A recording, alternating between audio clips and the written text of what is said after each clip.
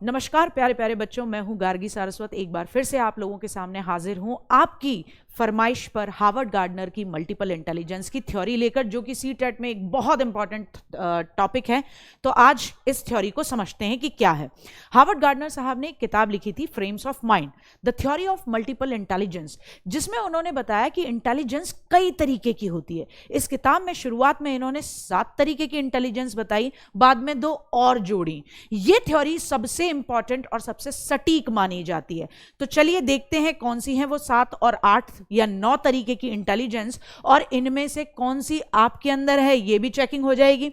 तो पहली इंटेलिजेंस है भाषाई बुद्धि, लिंग्विस्टिक इंटेलिजेंस। जिन लोगों में लिंग्विस्टिक इंटेलिजेंस होती है उन इंसानों के अंदर उन इंसानों की भाषा पर बहुत अच्छी पकड़ होती है, उनकी भाषा बड़ी प्रभावशाली होती है, ऐसी भाषा शैली का इस्तेमाल करते हैं कि सुनने वाला वाह वाह वाह कर उठे। तो ऐसे लोग आगे चलकर कवि बनते हैं, कुमार विश्वास साहब की तरह, वकील बनते हैं जिन्हें कोर्ट में बड़ी दलीलें देनी होती है, लेखक, पत्रकार, गीतकार बनते हैं, और टीचर के अंदर भी लिंग्विस्टिक इंटेलिजेंस होना बहुत जरूरी है, वरना क्लास से बच्चे भाग जाएंगे। मानते हैं ना।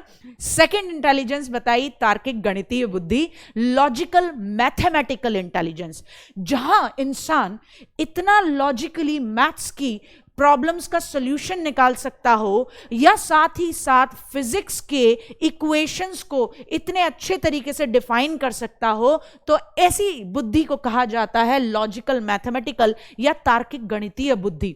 ऐसे लोग वैज्ञानिक बनते हैं और मैथमेटिशियन बनते हैं, रामानुजन जी की तरह। थर्ड इंटेलिजेंस है स्थानिक बुद्धि, इंग्लिश में जिसे बोलते हैं स्पैटियल इंटेलिजेंस। हिंदी में तो नाम समझ में आता है, स्थानिक बुद्धि यानी स्थान। तो जब आप कहीं घूमने गए और आपसे कहा जाए अच्छा तो यहां से उसके जाने की लोकेशन जरा बताना, और आप फटाफट से एक पेपर लेकर जो भी आपके दिमाग में जैसे जैसे आप गए थे पूरे मैप को उतार दो, तो यकीन मानो आपके अंदर स्थानिक बुद्धि, स्पैटियल इंटेलिजेंस है। या फिर आपने कल्पना में किसी चीज को सोचा हो, उसको दिमाग से निकालकर हूबहू दुनिया के सामने प्रस्तुत कर दो, तो यकीन मानिए आपके अंदर स्पैटियल इंटेलिजेंस है, स्थानिक बुद्धि है। ऐसे लोग जिनके अंदर स्थानिक बुद्धि होती है, इंजीनियर बनते हैं, मूर्तिकार बनते हैं, चित्रकार बनते हैं, और सर्वे ऑफिसर बनते हैं, मैप भी बनाते हैं ऐसे लोग। नेक्स्ट इंटेलिजेंस है शारीरिक गतिक बुद्धि, यानी जिसकी बॉडी पर पूरा पूरा कंट्रोल उस इंसान का खुद का हो, जैसे चाहे वैसे मोल्ड कर ले। तो ऐसी इंटेलिजेंस को बॉडी काइनेस्थेटिक इंटेलिजेंस कहा जाता है। ऐसे लोग बहुत अच्छे एथलीट बनते हैं, डांसर बनते हैं मिथुन दा की तरह, माइकल जैक्सन की तरह, प्लेयर बहुत अच्छे होते हैं, बॉक्सर अच्छे होते हैं, सर्जन बहुत अच्छे होते हैं, क्योंकि सर्जन के लिए भी अपने हाथों पर एक बहुत अच्छा कंट्रोल चाहिए। पता पड़े आप चीरा यहां लगाने जा रहे थे और लगा दिया यहां, तो गड़बड़ हो जाएगी। पायलट बनते हैं क्योंकि पायलट का भी अपनी बॉडी पर प्रॉपर कंट्रोल होना चाहिए। बहुत अच्छे स्विमर बनते हैं। कुल मिला के एथलीट बहुत अच्छे बनते हैं, डांसर बहुत अच्छे बनते हैं, सर्जन पूछा हुआ है पहले एग्जाम्स में, तो ध्यान जरूर दीजिएगा। नेक्स्ट इंटेलिजेंस बताई संगीतात्मक इंटेलिजेंस, यानी म्यूजिकल इंटेलिजेंस, जो नाम से ही क्लियर होती है। जब आपके अंदर लय, सुर और ताल की सही समझ हो, तो आपके अंदर किस तरीके की इंटेलिजेंस मानी जाएगी? संगीतात्मक बुद्धि मानी जाएगी। ऐसे लोग म्यूजिशियन बनते हैं, म्यूजिक कंपोजर बनते हैं, और इंस्ट्रूमेंट, वाद्य यंत्रों को बजाने वाले बनते हैं। नेक्स्ट इंटेलिजेंस बताई अंतरवैयक्तिक। अब यहां बड़ा कंफ्यूजन होता है हर बच्चे को। अंतरवैयक्तिक और एक तरफ हिंदी में आता है अंतरावैयक्तिक।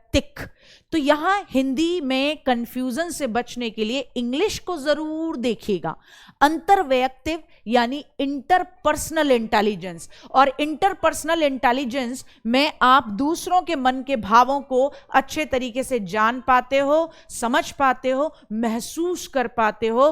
तो आपके अंदर कौन सी इंटेलिजेंस मानी जाएगी? इंटरपर्सनल, इंटर सिटी, एक सिटी से दूसरी सिटी जाने वाली, यानी जो दूसरों के मन के भावों से आपको जोड़ पाती हो, तो वो इंटेलिजेंस होगी इंटरपर्सनल इंटेलिजेंस।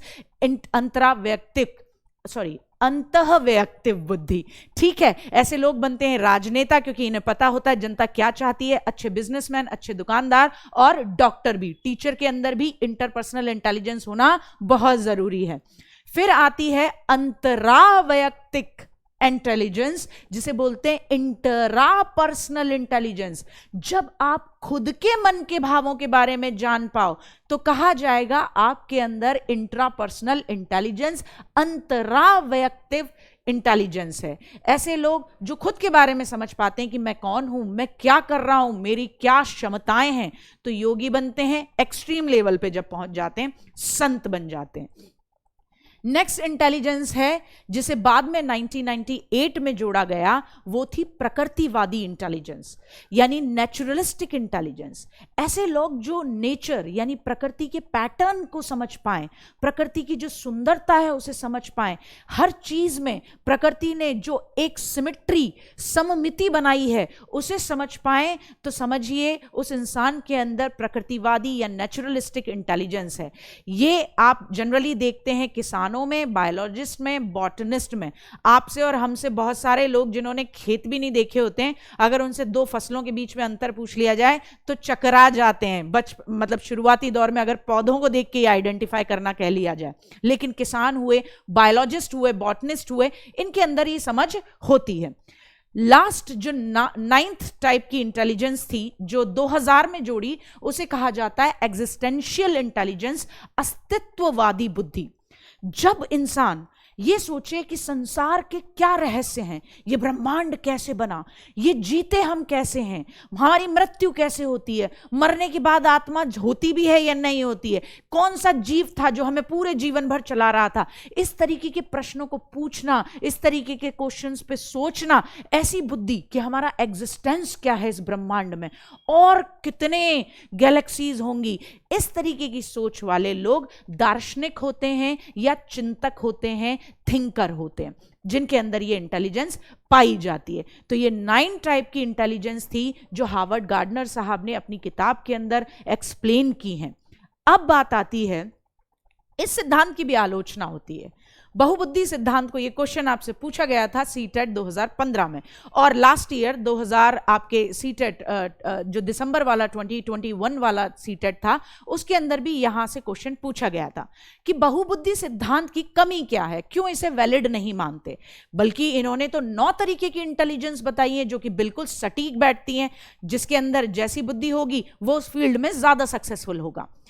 तो इस सिद्धांत की आलोचना सिर्फ एक मुद्दे पे होती है, एक कारण से होती है, वो ये है कि हर तरीके की इंटेलिजेंस को मापने के लिए, मेजर करने के लिए उस तरीके के विशिष्ट परीक्षण है नहीं, उस तरीके के टेस्ट है नहीं जिनसे इन सभी बुद्धियों का मापन संभव हो सके। सिर्फ यही आकर यह सिद्धांत एक कमी पर रुक जाता है। बाकी सबसे सटीक सिद्धांत माना जाता है बुद्धि के सिद्धांतों में, जितने भी सिद्धांत आए हैं उनके अंदर। तो इसे अच्छे तरीके से करिएगा, अच्छे तरीके से समझिएगा, क्वेश्चंस यहां से आपके आसानी से बन जाएंगे। तो मिलते हैं नेक्स्ट टाइम, नेक्स्ट वीडियो में किसी नए सिद्धांत और नए टॉपिक को लेकर जो एग्जाम के पॉइंट ऑफ व्यू से बहुत इंपॉर्टेंट होगा। Till the time, bye bye, love you, take care, ध्यान रखें।